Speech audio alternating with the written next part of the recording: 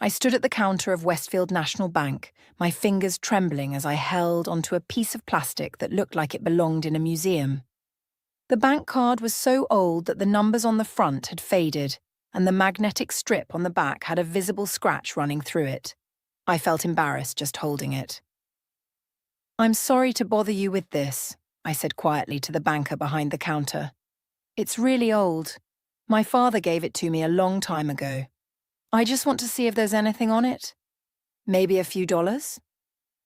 The banker, whose name tag read Mr. Banks, gave me a polite smile. He was an older man with grey hair and glasses that sat low on his nose. He looked like he'd been working at this bank since before I was born. "No problem at all, Ma'am," he said kindly. "Let's see what we can find."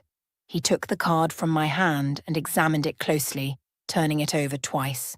Then he swiped it through his card reader. I watched his face, expecting him to tell me the card was too old to read or that the account had been closed years ago. Instead, his expression changed completely. The colour drained from his face like someone had pulled a plug. His eyes went wide behind his glasses and his mouth fell open slightly. He looked at the computer screen, then at me, then back at the screen. "Ma'am," he said, and his voice cracked. He cleared his throat and tried again. "Ma'am, I need you to...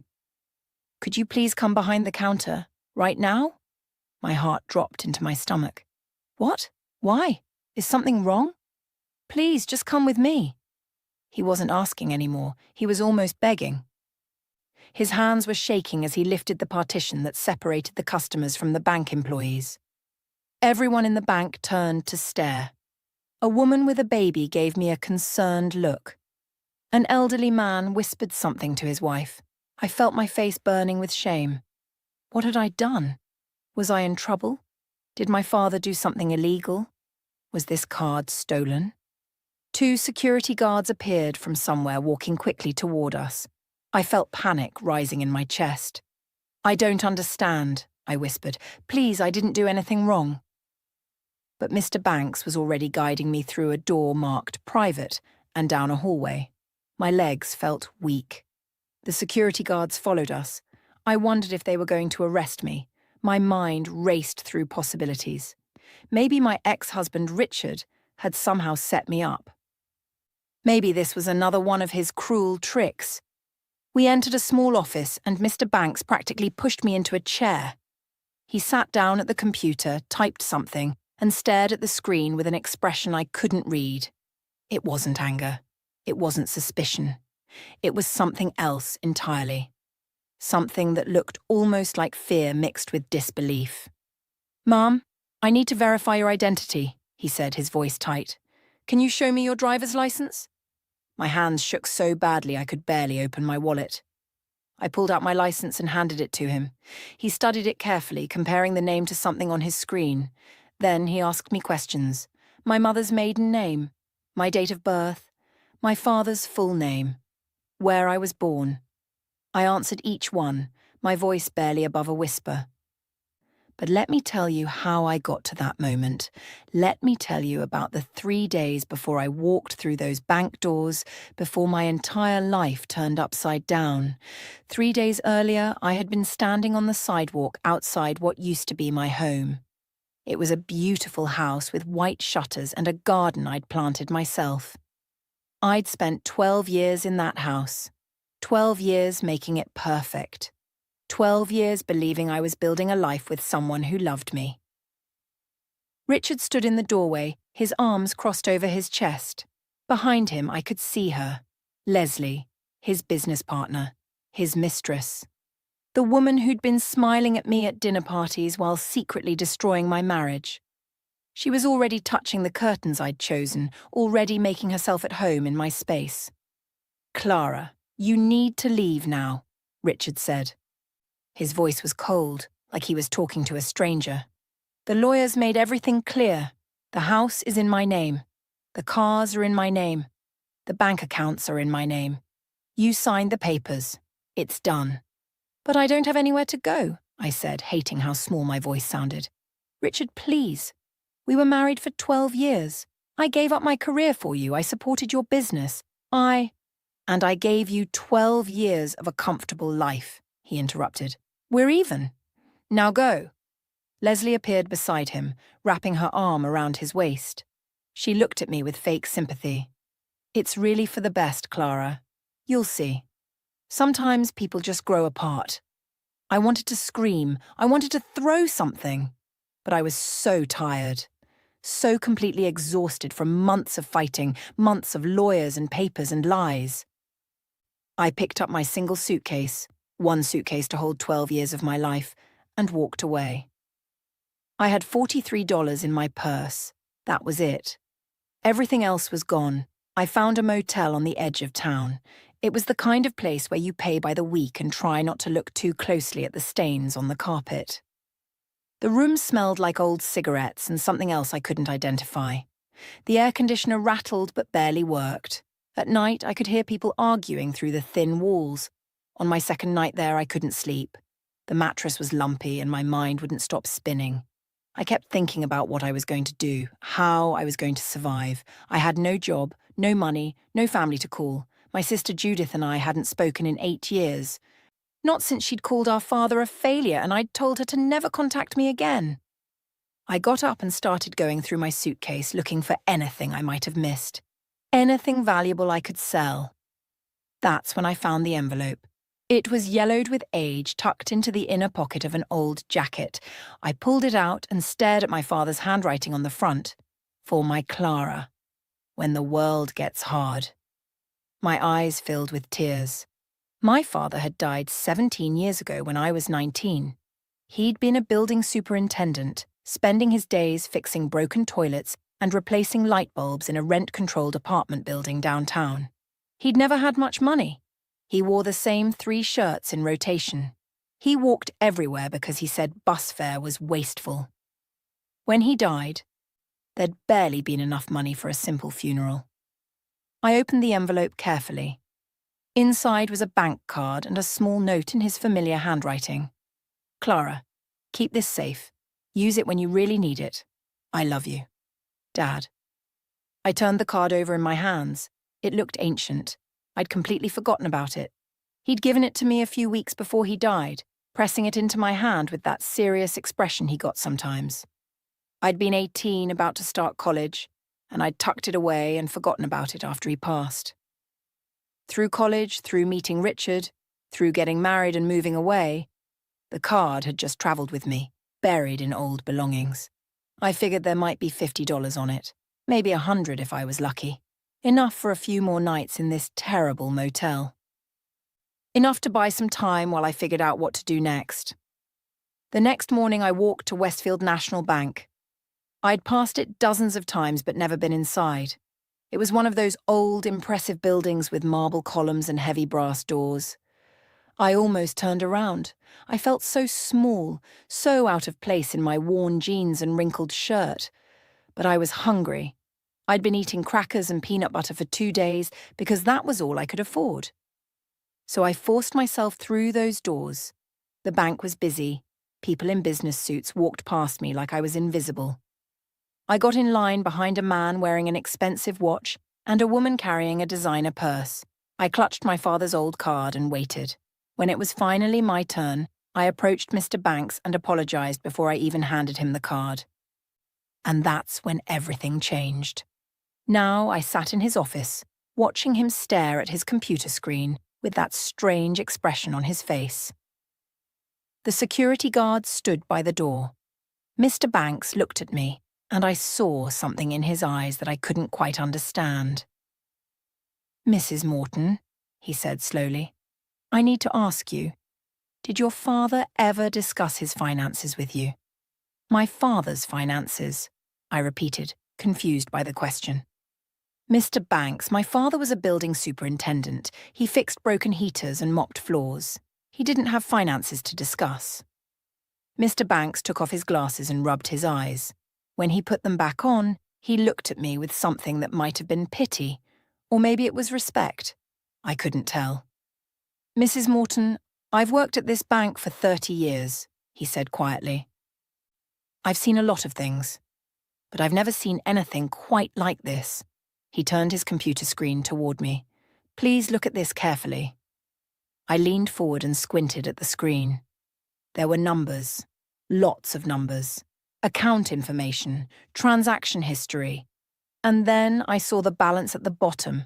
My brain couldn't process what I was seeing. The numbers didn't make sense. There were too many of them. I counted the digits twice, then a third time. That can't be right, I said, my voice barely working. That's a mistake. You made a mistake. There's no mistake, Mr. Banks said gently. I've checked 3 times. I had my supervisor check. The account is real and it's yours. But that says... I stopped, unable to say the number out loud. That says $47 million. The room tilted sideways. I gripped the edge of the desk to steady myself. One of the security guards took a step forward, probably worried I was going to faint. Maybe I was. Mrs. Morton, breathe, Mr. Banks said. He pushed a glass of water toward me. I know this is a shock. A shock. He called $47 million a shock. I started laughing, but it came out wrong, almost like crying. This has to be a mistake. My father didn't have money. We were poor. We ate pasta 4 nights a week. He patched his work boots with duct tape because he couldn't afford new ones. Your father was a very careful man, Mr. Banks said. He pulled up another screen and gestured for me to look. 25 years ago, your father owned a small piece of land. Do you know anything about this? I shook my head. My father never owned anything. We rented our apartment. According to these records, he inherited a plot of land from his uncle. It was in a part of the city that nobody wanted back then. Industrial area, warehouses, nothing special. Mr. Banks scrolled through documents on his screen. A developer approached your father wanting to buy it. They were planning something big, but the land was crucial to their project.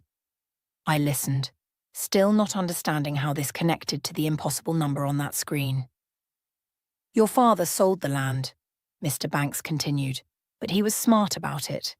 Instead of just taking a one-time payment, he negotiated a contract. He would get 5% of all future profits from anything built on that land. The developer agreed because they thought the percentage would amount to almost nothing. Maybe a few $1,000s over the years. But something changed, I whispered, starting to understand. They built the Hartley Tower complex, Mr. Banks said. Do you know it? Of course I knew it. Everyone in the city knew it. It was a massive development downtown. Office buildings, luxury apartments, high-end shops. It had transformed an entire neighborhood. That was built on my father's land. On your father's former land, Mr. Banks corrected.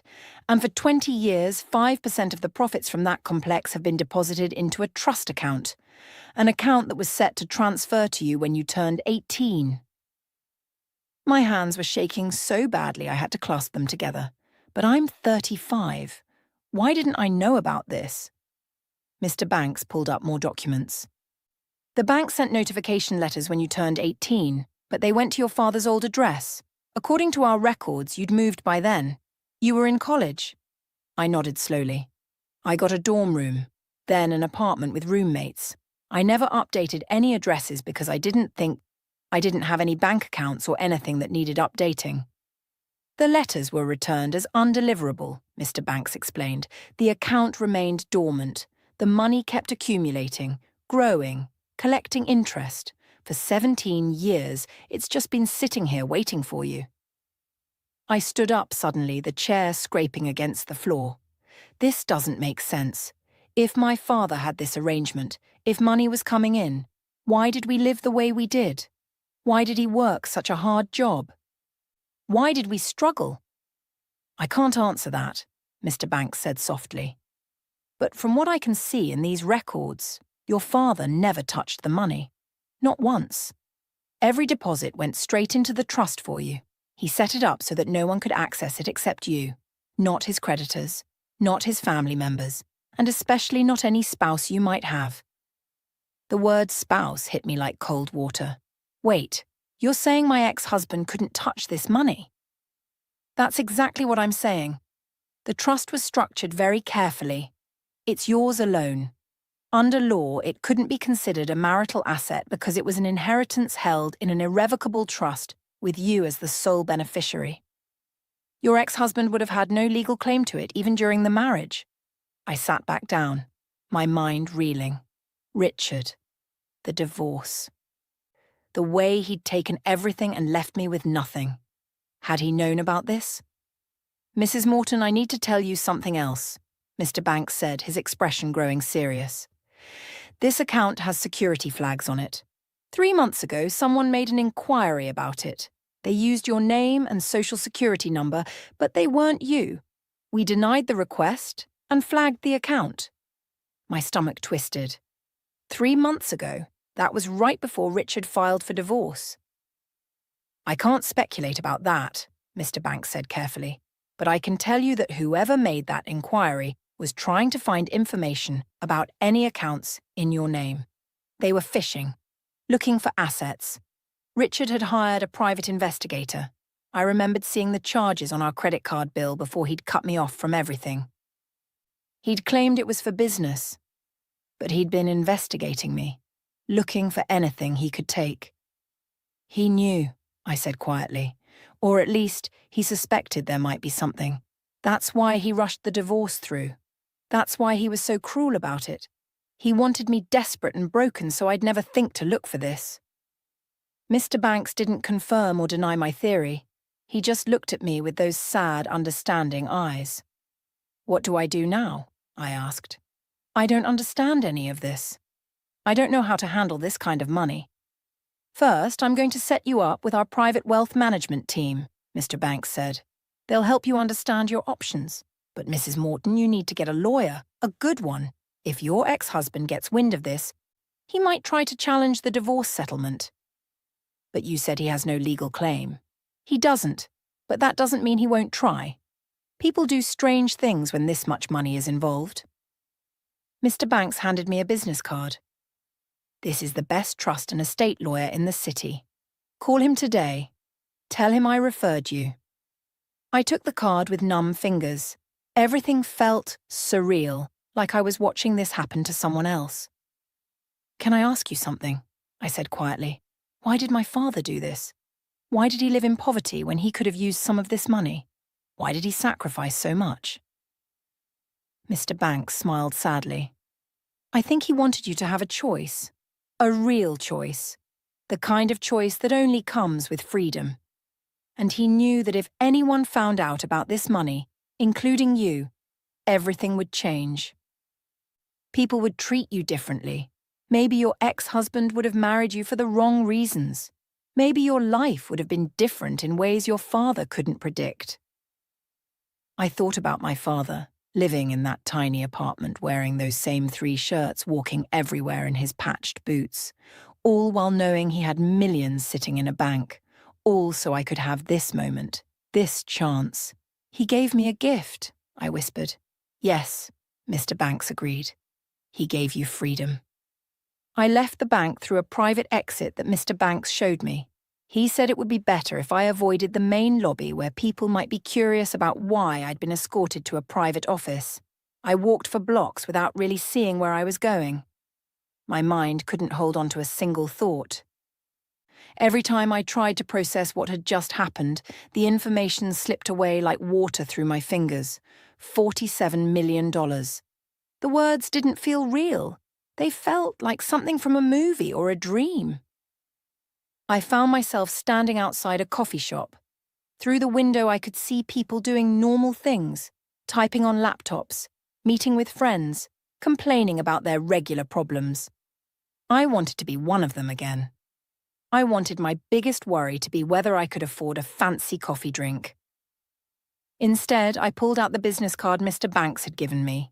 The lawyer's name was printed in simple black letters. I called the number before I could lose my courage.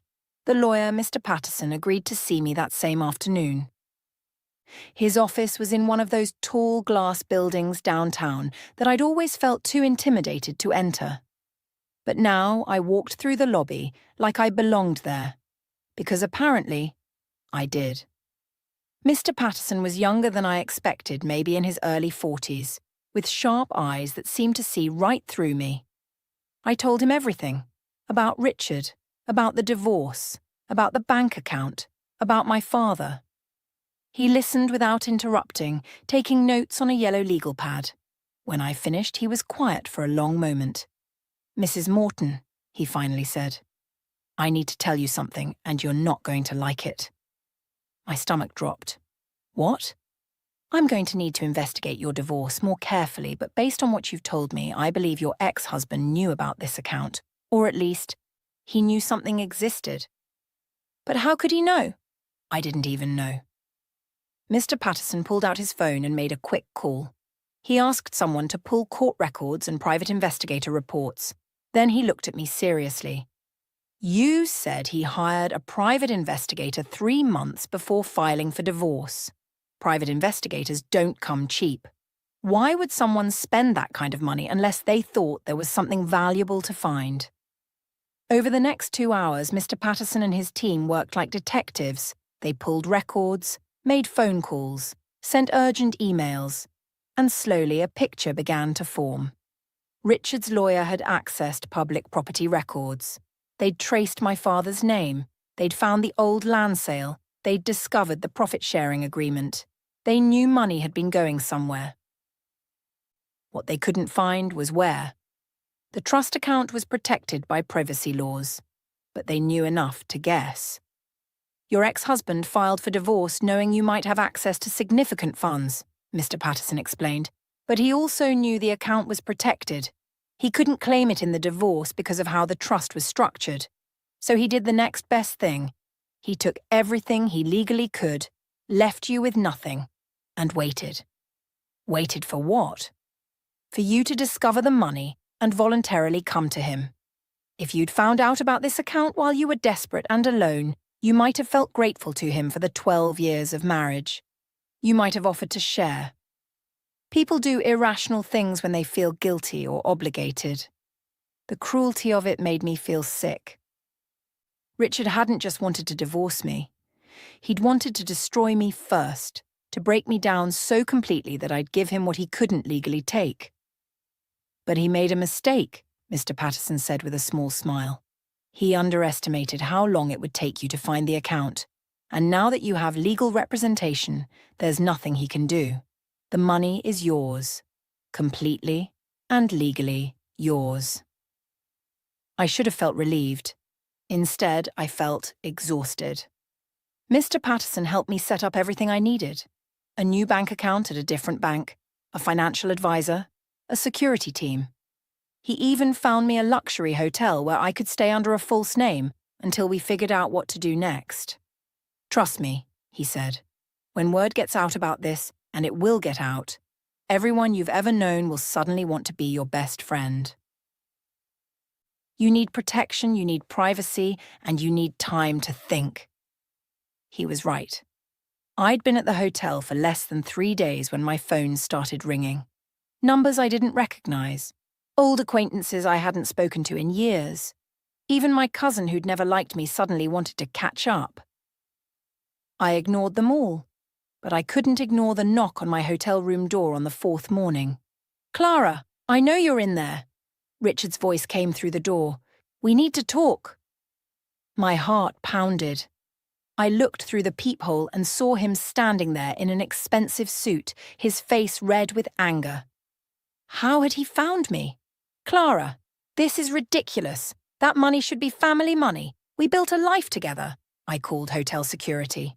2 large men in suits arrived within minutes and escorted Richard out. But as they led him away, I heard him shouting, "I'll sue you, Clara. That money was earned during our marriage. I have rights." He didn't. Mr. Patterson had been very clear about that, but the threat still frightened me.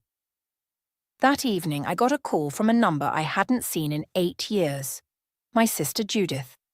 My finger hovered over the decline button, but something made me answer. "Clara," her voice was tight. "We need to talk about Dad's money. How did you even hear about it?" "How did I hear?" She laughed, but it wasn't a happy sound. "It's all over town, Clara. People are talking. And I want to know why you think you deserve all of it when I'm his daughter too." "Judith, Dad set up the trust for me specifically. He made that choice. Because you were always his favorite. Her voice rose. Poor little Clara who needed protecting. Meanwhile, I was the one who had to be strong, who had to make my own way. And now you get millions while I've been working 2 jobs just to keep my house? I didn't ask for this, I said quietly. But you're keeping it, aren't you? You're not going to share with your own sister. Dad made his choice, Judith. I'm respecting it. She called me names then. Selfish, greedy, a bad daughter, and a worse sister. I listened until I couldn't anymore, and then I hung up. She called back 5 more times. I blocked her number. That night I sat alone in my hotel suite. The rooms were beautiful. Marble bathroom, soft robes, a view of the city that probably cost more per night than I used to spend on groceries in a month. But I'd never felt more alone. I thought about calling someone, but who? My old friends had drifted away during my marriage. Richard had made sure of that, always finding reasons why I couldn't go out or why my friends weren't good enough. I had no family except a sister who hated me. No husband, no career, just money. So much money that everyone I'd ever known suddenly wanted a piece of me.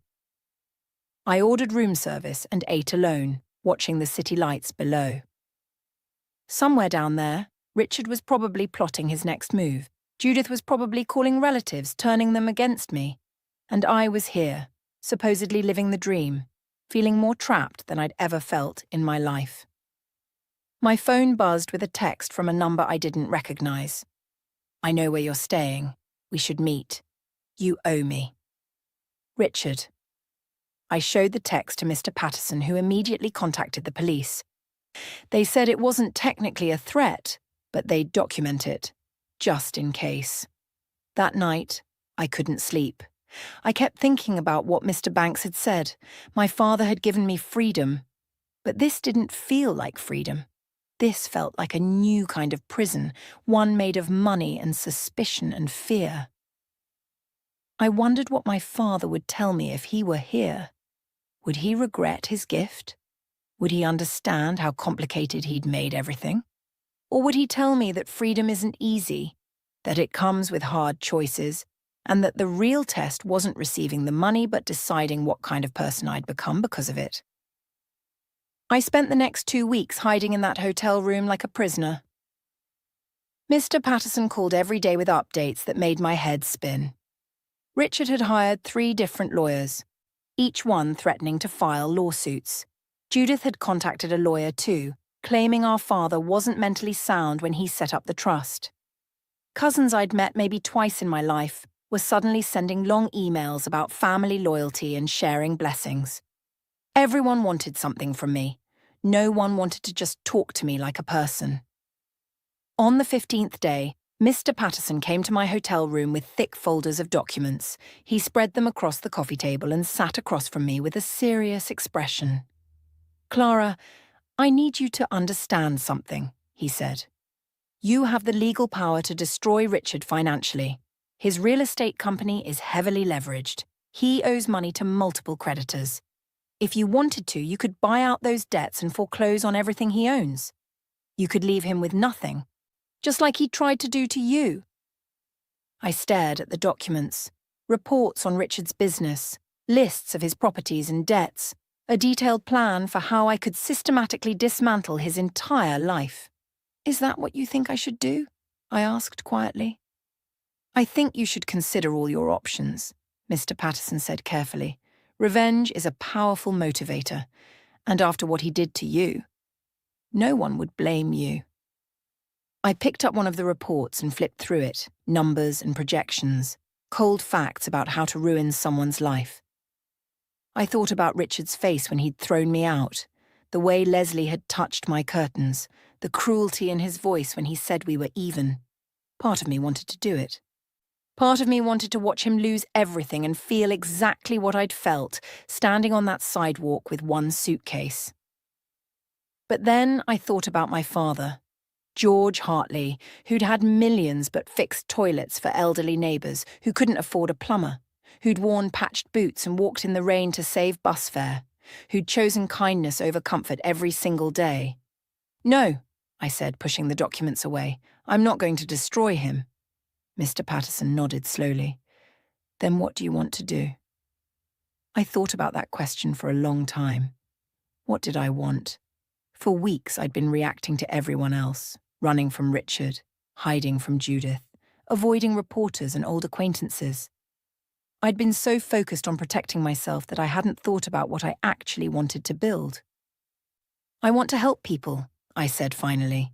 People like me. Women who get thrown away and left with nothing. Over the next few days, I worked with Mr. Patterson and a team of advisors to create a foundation. We called it Second Chances.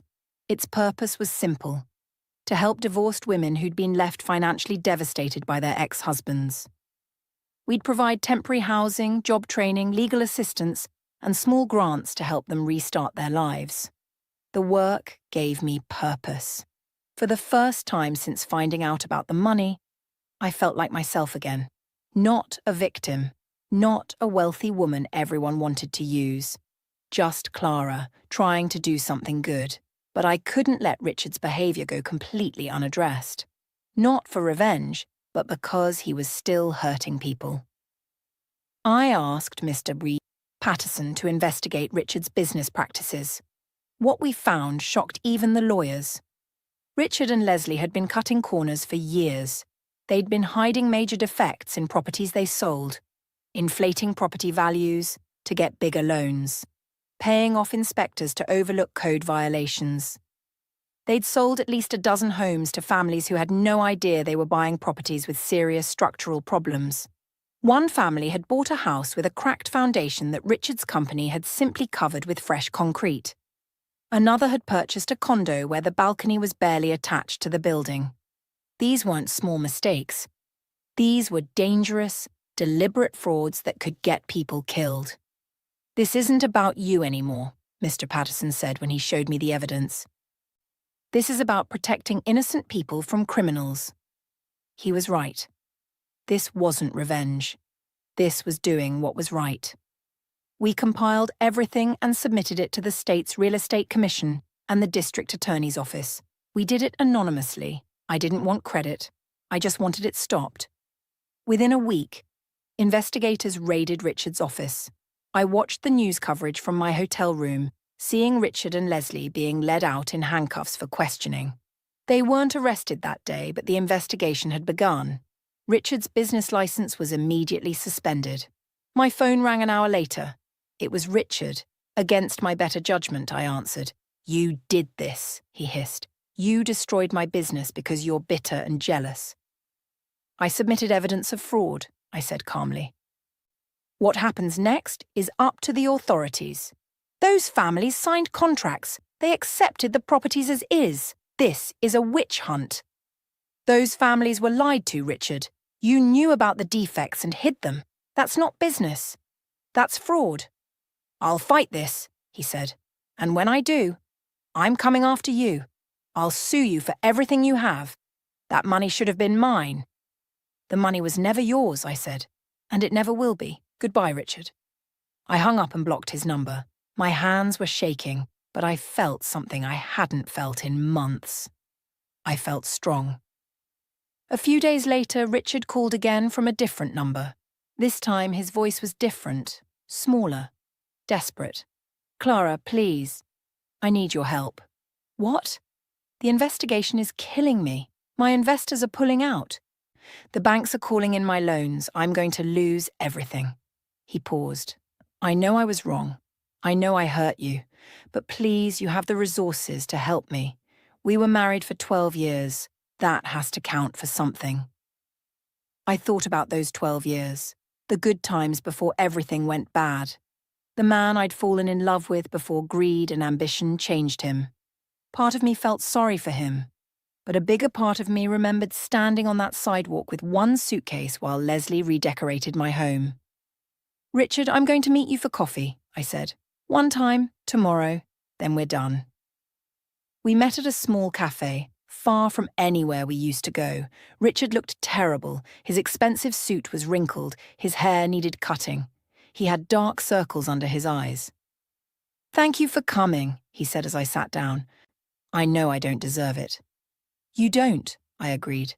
Clara, I made mistakes. Huge mistakes. But I'm asking you, please, help me get through this. I'll pay you back. I'll do whatever you want. Just help me. I looked at the man sitting across from me and tried to remember why I'd loved him. But that person was gone. Maybe he'd never really existed. No, I said simply. What? No, Richard. I'm not going to save you from the consequences of your own choices. You didn't just hurt me. You hurt innocent families. You built your business on lies and fraud. And when you had the chance to do the right thing, you threw me out with nothing. I made a mistake. You made many mistakes, and I'm not interested in fixing them for you. I stood up. I hope you find a way through this, Richard. I really do. But that way doesn't include me. Clara, wait. Goodbye, Richard. I mean it this time. Really goodbye. I walked out of that cafe and felt something lift from my shoulders. It wasn't revenge. It wasn't satisfaction. It was simply closure. The end of a chapter I'd been dragging behind me for too long. That night, I made a decision. I was done hiding. 6 months changed everything. I moved out of the hotel and into a modest apartment in a neighborhood I'd always loved. Not a penthouse, not a mansion, just a comfortable 2-bedroom with big windows and a small balcony where I could drink my morning coffee. The rent was probably less than what some people paid for their car payments, but it felt like home in a way that Mansion with Richard never had. The foundation became my purpose. Second chances had helped 37 women in just 6 months. We'd provided emergency housing, connected them with jobs, paid for their children's school supplies, and covered legal fees for custody battles. Each woman had a different story, but they all had the same look in their eyes when they first walked through our doors. That lost, frightened look I recognized because I'd worn it myself. Watching them rebuild their lives gave me something I hadn't expected. It gave me peace. I'd also bought 3 apartment buildings in working-class neighborhoods, not as investments to flip or profit from, but to provide affordable housing. I kept the rents low, fixed things promptly, and created a place where families could actually save money instead of drowning in housing costs. Over 200 people now had stable, decent homes because of those buildings. The lawyers sent me monthly reports about Richard. His company had completely collapsed under investigation. The charges were serious enough that he was facing potential prison time. Leslie had left him the moment the money disappeared, moving to another state with a new boyfriend. Richard had lost his house, his cars, everything. Last I heard, he was living in a small apartment and working at his brother's car dealership. I felt nothing when I read those reports. Not satisfaction, not pity, just nothing. He'd become a stranger to me, someone from a life I barely remembered. Judith tried to contact me a few more times, always with lawyers or demands. When those didn't work, she tried guilt, sending long emails about family and how disappointed our father would be. I never responded. Mr. Fife? Patterson handled all of it. Eventually, she gave up. On a cool October afternoon, I drove to Oakwood Cemetery for the first time since I'd discovered the truth about the money. I brought yellow roses, my father's favourite, and walked across the grass to his simple headstone. George Hartley, beloved father. The dates of his birth and death. Nothing fancy. That's how he would have wanted it. I sat down on the grass beside his grave, not caring that it was slightly damp from morning dew. For a long moment I just sat there, looking at his name carved in stone. "Hi, Dad," I said quietly. "I'm sorry it took me so long to come back." A breeze rustled through the trees. Somewhere nearby a bird was singing. "I found the money," I continued. "I'm sure you know that already wherever you are. And I need to tell you something. For a while I was angry at you. I couldn't understand why you lived the way you did when you could have been comfortable. Why you let us struggle. Why you kept it all secret." I picked at the grass, feeling tears start to build behind my eyes. "But I think I understand now. You were teaching me something. You were showing me that money doesn't define who you are. That kindness and integrity matter more than comfort. that the richest person isn't the one with the most money, but the one who knows how to use what they have to help others. The tears spilled over then, running down my cheeks. You could have told me. You could have made your own life easier. But you chose to protect me instead. You chose to make sure I learned the right lessons first. And I want you to know that I'm trying, Dad. I'm trying to honor what you taught me. I told him about the foundation, about the apartment buildings, about the women I'd helped and the families who now had safe homes. I told him about Richard and how I'd chosen not to destroy him even though I could have.